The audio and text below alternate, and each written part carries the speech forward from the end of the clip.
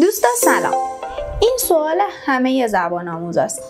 سطح زبان من چیه؟ خب توی این ویدیو میخوام در رابطه با تعیین سطح حرف بزنم. توی یادگیری زبان برای تعیین سطح ما 6 تا لول تعریف شده داریم. A1 A2 B1 B2 C1 C2. سطح A1 برای زبان آموزاییه که جملات خیلی ساده و رایج انگلیسی رو متوجه میشن و میتونن به سوالایی مثل How old are you? Where do you live? What's your favorite food? جواب بدن. تو این سطح تعداد اشتباه‌ها و خطاها تو جمله سازی نسبتاً زیاده. زبان آموزایی که تقریباً 6 ماه انگلیسی رو شروع کردن و یا کسایی که خیلی سال پیش انگلیسی خوندن و یه وقفه طولانی مدت دادن، سطحشون میشه A1. سطح A2 برای زبان آموزاییه که میتونن نسبتاً جملات کاملی بسازن اما تو موضوعات خیلی ساده.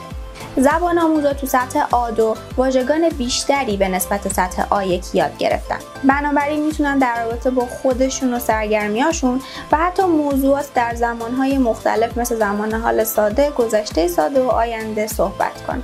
تو این سطح با اینکه مهارت شنیداری به نسبت A1 خیلی بهتر شده، اما نیاز دارن کسی که داره صحبت میکنه جملات رو خیلی آهسته بگه و یا حتی تکرار بکنه براشون. معمولا زبان آموزایی که بین 6 ماه تا 1 ساله که دارن زبان یاد میگیرن سطحشون A2 هست.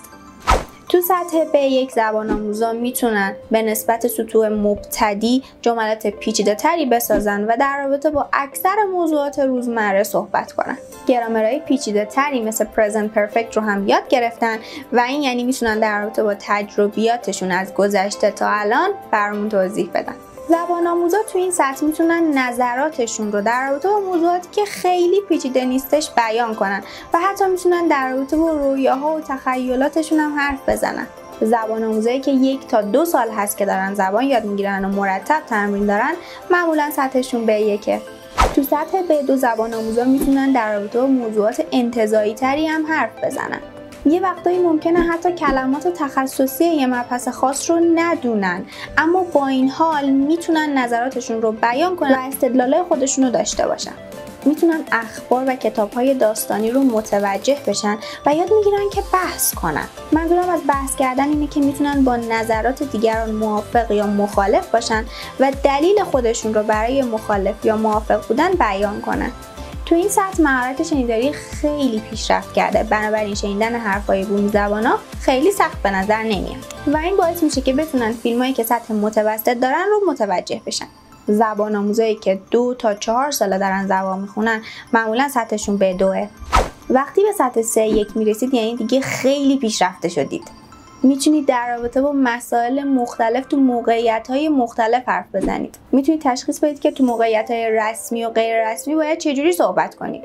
ممکنه به ندرت هم خطا داشته باشید ولی هیچ عیبی نداره، کاملا طبیعیه. تو این سطح شما میتونید در رابطه با هر تاپیکی که بهتون میدن حرف بزنید و این یعنی خیلی خفن شدید.